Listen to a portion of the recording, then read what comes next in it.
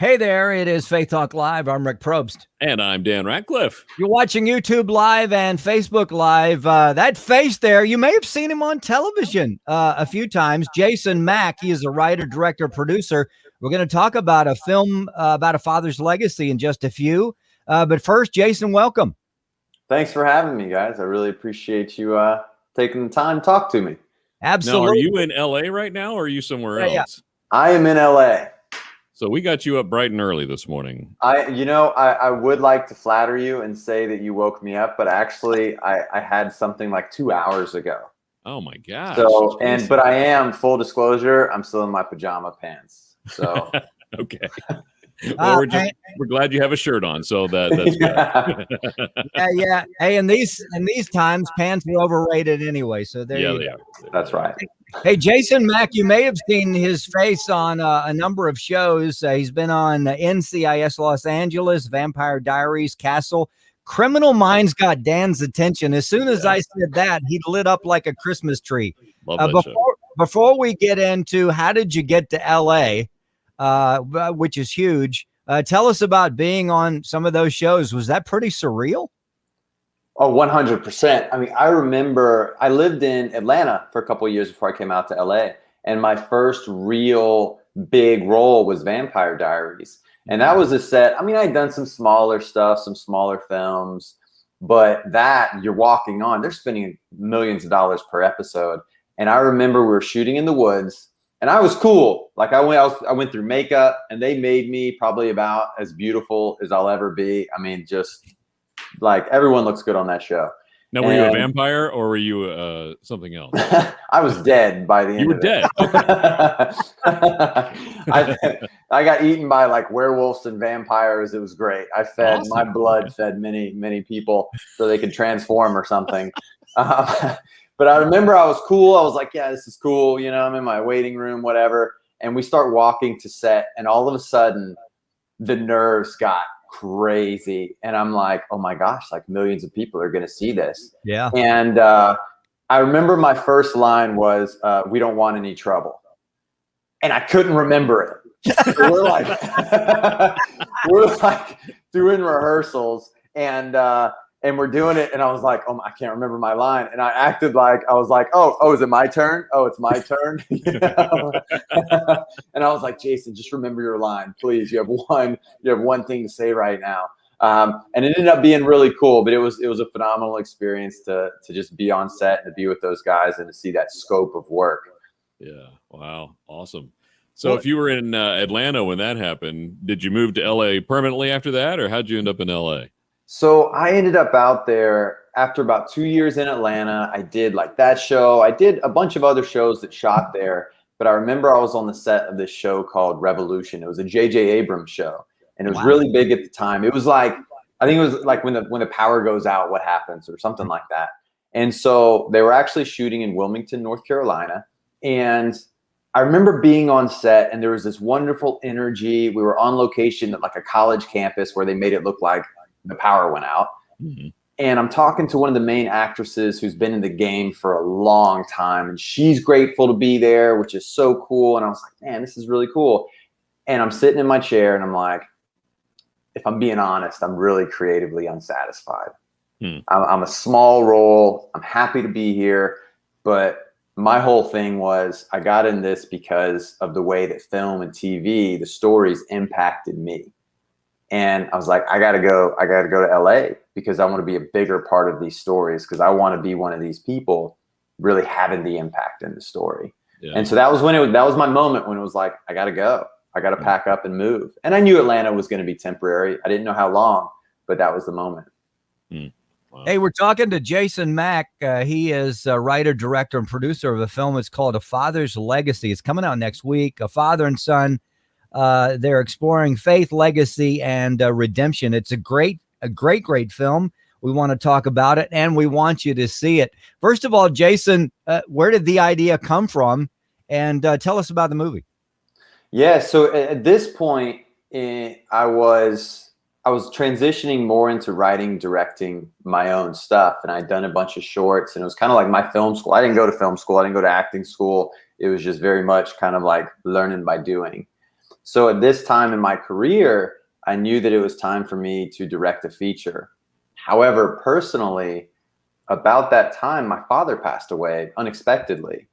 And so I'm in LA, they're in South Carolina. I remember going home, and we were fortunate enough as a family to be able to say goodbye as he passed.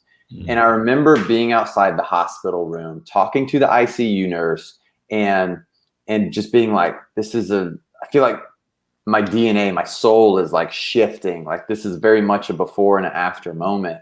And I live in LA, so it's not like my day-to-day was changing. There was just literally one person on this earth that I couldn't call. And my father was there my whole life, loved and supported me. Now, he probably would have rather I've been a banker. You guys are in the South, so it's like, can you imagine like being like, hey Dad, I'm going to move to LA. I'm going to be an actor, you know? That's a foreign world. So, but I knew that no matter what, I could call him and he would support me and love me in whatever way he could. And so that really kind of shook me. And I started exploring, why was that father-son relationship so important to me? And why did it always, even my whole life in stories, like that relationship just really affected me. And I started being like, what is a father to a son? And what does a son mean to a father and that relationship? And so those ideas and those reflections during that time period very much influenced the themes in A Father's Legacy. And the story itself is fictional, but it's a vehicle for those themes. And this truly is, someone asked me, is this a personal story to you? And it's like, that's an understatement. Like this is literally my soul. And even looking back 4 years when I wrote it, 3 years when we shot it, there's even more of me in this film than I even knew at the time, as I'm learning more about myself. So that's kind of how it came about. And it's very much a love letter to my father. Wow. So as folks watch this, what do you want them to take away with them? Especially maybe those who are watching, especially sons that are watching, that don't necessarily have a great relationship with their father and may not know what that's like. Yeah, there's two big things I think anyone can take away, and this has nothing to do with whatever your beliefs are, or it's just a matter of being human beings, is one, when you get done, I want you to call somebody that's had an impact in your life or you know, that you love, and just let them know you love them while you can. And that can be a biological father, coach, mentor, young life leader, whatever. And the second thing is, no matter where we're at in our lives, no matter how flawed or how many mistakes we made, we can still have an impact on other people. And whether that's a positive or a negative thing is really up for us to decide. And so just kind of having that scope and that perspective of we are worthy and we do offer something in other people's walks of life. Love that. Jason Mack, writer, director, producer. The movie's called A Father's Legacy, and just a few will tell you how you can see it, where you can see it. Jason, when the process came to pick actors, I'm sure you were involved with that. What was the criteria there? What were you looking for? That's a great question. Probably one of the smartest things I did was I got a casting director, Matthew Seafick, and we're like, you know what? We're making this movie. We're not making it for much. Our budget was not big, so it was not a payday for anybody, but let's take our shot. So we reached out to a bunch of agents and managers in Los Angeles, and just to see, hey, who would be interested that fit the criteria of this old man role, and who would be interested. And on that list was Tobin Bell. And immediately he became my first choice. I obviously he's known in a $1 billion horror franchise, Saw, across the world. And that's what he's known for. Not for like inspirational films. But yeah, I watched some of his other stuff too. He's a wonderful craftsman. His face and his voice, you hear his voice and there's just a gravitas towards it. And you look at his face and you're like, this is a guy who's lived life. You know, he's not smoothed over and clean. Like, this is a guy who's lived. And that's what we wanted from that character. So my first meeting with him, I hadn't spoken to him, not on the phone, through anything. like a cafe overlooking the beach. It was super LA in Santa Monica.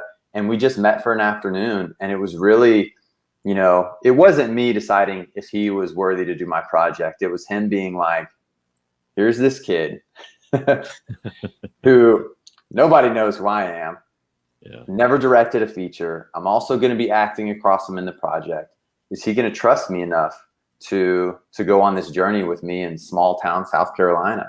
And ultimately, like, we really just clicked. And he's a relationship that I still value. We shot this film in 2018. I still value his relationship. We shoot each other messages.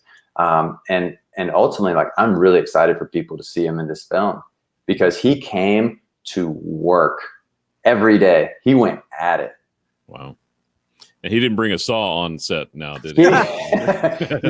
He didn't bring a saw. And but the first day we were like we're building like this spillway in the movie, a ditch or whatever. And I was like, hey man, are you comfortable with a pickaxe? And he's like, oh yeah, give it to me. And he's just like going to town on this hard dirt and like with a shovel. I mean, he was definitely all in. But there's a few scenes in the movie where I kind of have to like, push him a little bit. And he's sturdy. Yeah. Like legit, he's sturdy. You don't want to take him on, huh? That's No, he's spry. He'll get you. Jason Mack, the movie's called A Father's Legacy, father and son. They are exploring faith, legacy, and a redemption. A great film. You mentioned something, Jason, and just off the top of my head, you are acting in it and directing. And I know I'm just going to bring up Alan Alda back in the day. Once in a while, he would direct MASH. He wrote and produced as well from time to time. And I always thought, how in the world can you do both? You have to, you almost have to be a genius. How did that work for you? Well, I think genius maybe one word. Ignorance is bliss, maybe another phrase that would fit the category. I definitely bit off a lot, and I think you don't know what you don't know. Yeah. For me, fortunately, I'm very much. I come from an athletic background, and I bring that preparation approach.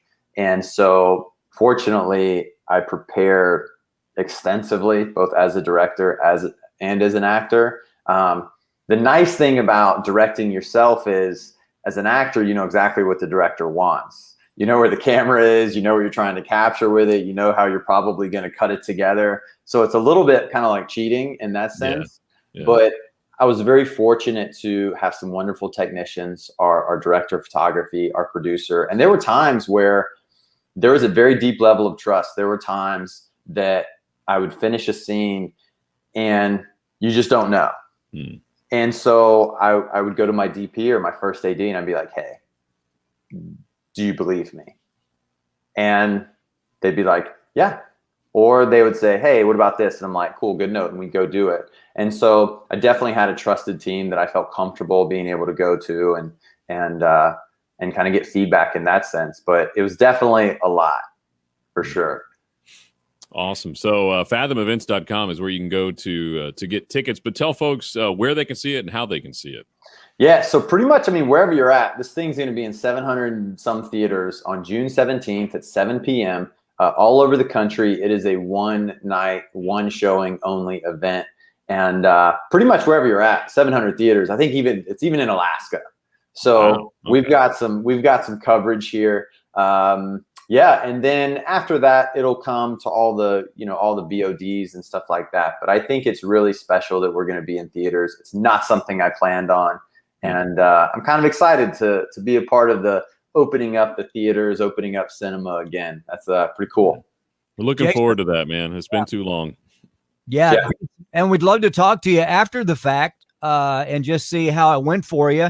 And looking forward to the future when streaming services, etc. You can also go to I'mJasonMack.com. There's another Jason out there, Jason Mack somewhere out there, but he's not as important. He's not Jason Mack. Yeah. He's not. He's Jason Mack. Yeah. I'mJasonMack.com. And Dan will flash the Fathom website, fathomevents.com. Get tickets. Go to the film. It's a great film. A Father's Legacy, Jason Mack. Jason, bless you. We enjoyed our time with you.